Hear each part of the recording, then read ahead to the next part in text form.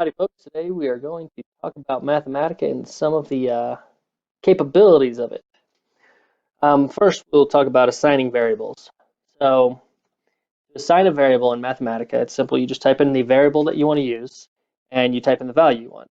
So, a equals 25, click enter, you go down, you can assign another variable, b equals 15. Now, there's some variables on here that already have assigned values, such as in or C, the capitalized versions, but that's how you assign variables. To use them in an equation, you could just type in A plus B, and to get the value, you shift enter, and that'll give you the value. There you go. A plus B equals 40. And you could do that with any number of things on here. You could do A minus B, and you could do A times B. You can do A the B power. There are a lot of options. That is quite a small number. Another thing that we need to talk about is if you're continuing on, you're probably going to want to clear those variables if you're going to use them later on. So the function for clearing, make sure you put capitalized anytime you put a function into Mathematica, and then you do square bracket, and you put the variables in here that you wish to clear the values from. Shift enter, and now the variable is turned blue because they no longer have an assigned value to them. One of the other things that we want to do is show you how to solve a system of equations.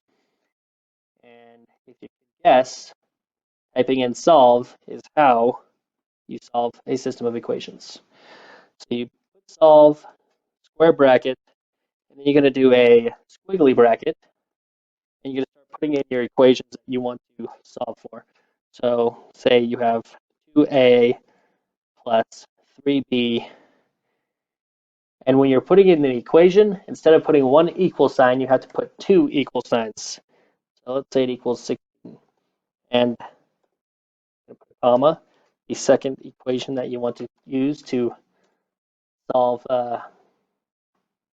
this system of equations. Now this isn't a particularly complex system, but Mathematica is capable of running very complex systems of equations. And you can end that with a squiggly bracket, a comma, and put the variables that you want to find inside of a squiggly bracket. A and B are the variables we want to find. And then close out the solve function with a square bracket, shift enter, and we get the values of A and B. Just like assigning simple variables, you can assign vectors as well. So if you want to assign vector v, you would do v equals, Mathematica likes the squiggly brackets, squiggly bracket, and 3, 4, 5 is a good vector there. And then for, if we wanted to assign another vector, u equals 6, 1, 5. And with these vectors that now have a value, you can actually do things like dot products and cross products with them. So if you want to dot u and v, you can type in dot, and inside of square brackets, because dot is a function that you're performing, u comma v, that is dotting u with v. And let's go ahead and run that. There is the dot product of u and v, 47. And then you can also cross product the variables. Why don't we just go ahead and get rid of this and type in cross, and that'll cross these two. There you go. So there you get the cross product value of those two. If you want to get rid of these outputs here, which are giving the output of v and u, you can do that by putting a semicolon after. Whoops, that's a colon. Put before and after, and that it's going to go ahead and get rid of those outputs for you and just assign those as variables. Obviously, that'll make your code look a lot prettier. Another cool thing you can do with these vectors is projections. So if we wanted to project u onto v, we would type in projection and square brackets u comma v.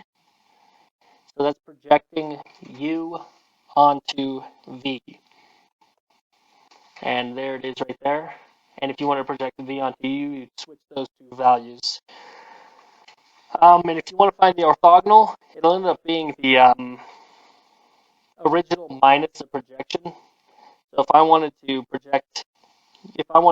get the u orthogonal to v, I would do u minus the projection of uv. So we can go and put that there. U minus the projection of u onto v will give us a value right there, and that is the orthogonal value. So now we're going to talk about graphing vectors and just graphing in general. We'll start with graphing a simple equation such as cosine. We'll assign it to f. F equals the cosine, remember to capitalize, of x. And if we want to graph that, we simply write plot, square brackets, variable of your equation, comma, and then the bounds of your x. So you have x and our minimum all set as -4, our maximum as 4.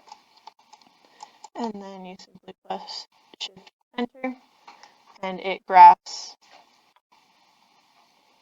the equation cosine of x in the bounds of x equaling -4 to 4. Now we're going to talk about graphing vectors. I'm going to reassign our u and our v. So first I'm going to clear them. U comma v. Then I'm going to reassign u equaling 2 comma 5. And I'm going to set an origin variable equaling to 0 comma 0. And then you use the code graphics, square bracket, squiggly bracket, arrow, square bracket, squiggly bracket, and then origin, which is where we want it to start. You could also put the value straight into it. You could do 0 comma 0 inside of squiggly brackets. So we're going to do origin comma u, squiggly brackets, square bracket, another squiggly bracket, comma, and we're going to tell it that we want an axis. So axis is true. If you don't want an axis, you just simply type axis false. And here is our graph. This is our vector. It is vector 2 comma 5. And then you can also do it in a different color, and you can make the arrowhead a different size. So I'll just change it up here. You can put, say we want to make it red. You can do red, comma, arrowheads. And then inside of the square bracket, I usually put 0.1 because it's a decent size.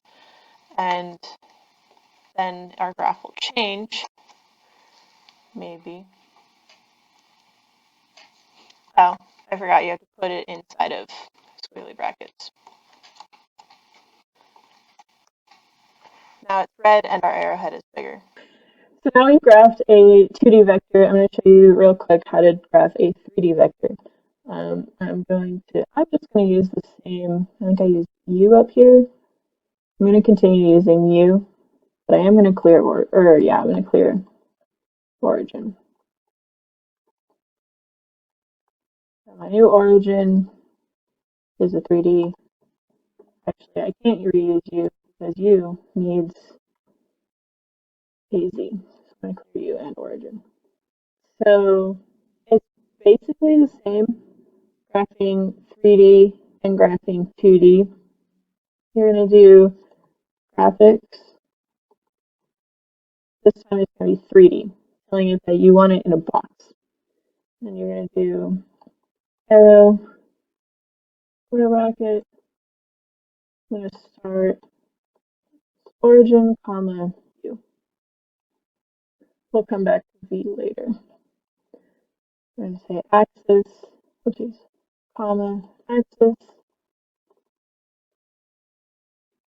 is true, and box is true. The box will simply put a thin line box around your axis so you can see where the axes go. And shift enter. There we go. So here's our vector that we drew. And if you, nope, that's not the way to do it. If you click and drag, you can also rotate it and just kind of see it from all angles. And it's the same with the colors. If you want to make it red or purple or green, you just do what you did up here on this one. And then you can also graph multiple vectors on the same graph. So I'm going to name one PUV, and we're going to make that the projection of U onto V. And we're also going to make an orthogonal vector, which is ort equals U minus PUV. Now we're ready to graph it. So graphics, actually, we can just graph this first. We have that, and every time before you close this squiggly bracket, you can just do a comma, click enter, and make another one.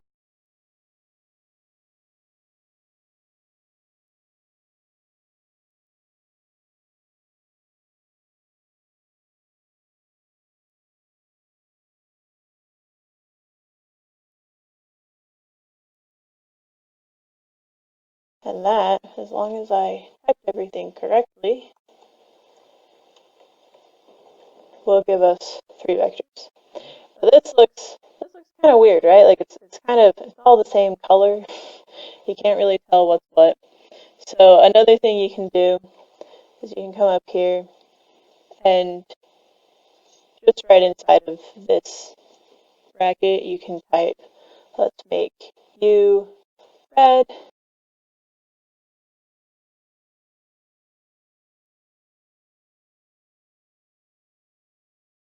and that will change the colors of the vectors. And then if you want to go one further step and see your orthogonal and your projection as a thicker vector, you can type tube and then a square bracket, and then on the other side of this do comma, and then whatever size you want, I'll do 0.04, another square bracket, and then I'll do the same thing for the green one.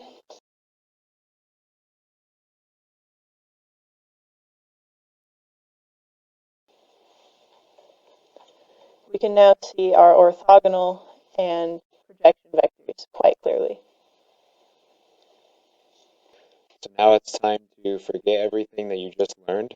We're going to give you a super easy version, a super easy way to use Mathematica just for beginners.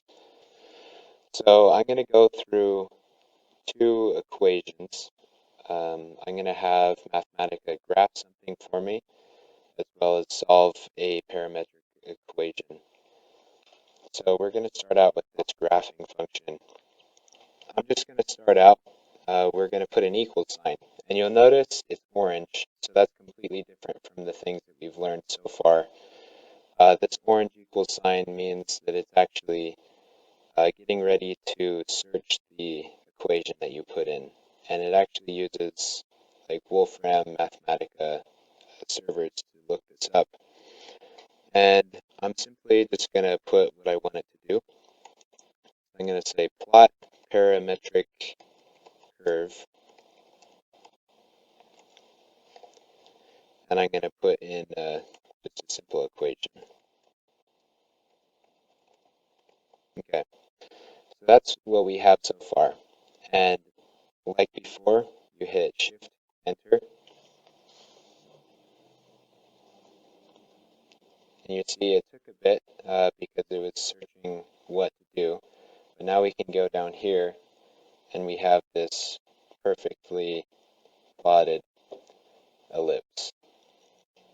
And it was just from typing in what we wanted it to do right here. And this comes out actually with the equation that it will be using in Mathematica. So we could just click on this, your original search disappears. So we'll do one more search function. So here's that orange equal sign again. And now we're going to do a parametric equation. So I'm just going to do a command that I'm going to tell it. And you really don't have to have any specific vocabulary. You just have to let it know kind of the gist of what you want it to do. So we wanted to find a parametric equation for a line that passes through the points, and then you'll get the points.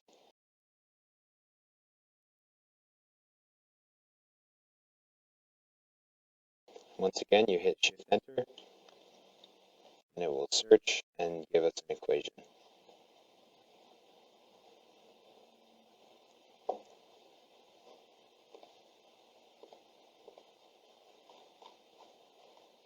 Here it is. Knowing that this search function exists can really help you kind of begin your journey with Mathematica, kind of learn the vocabulary, and from here you can learn how to do a lot more intense functions. I'm Hamilton. I'm Chad. And I'm Maddie. Thanks for watching.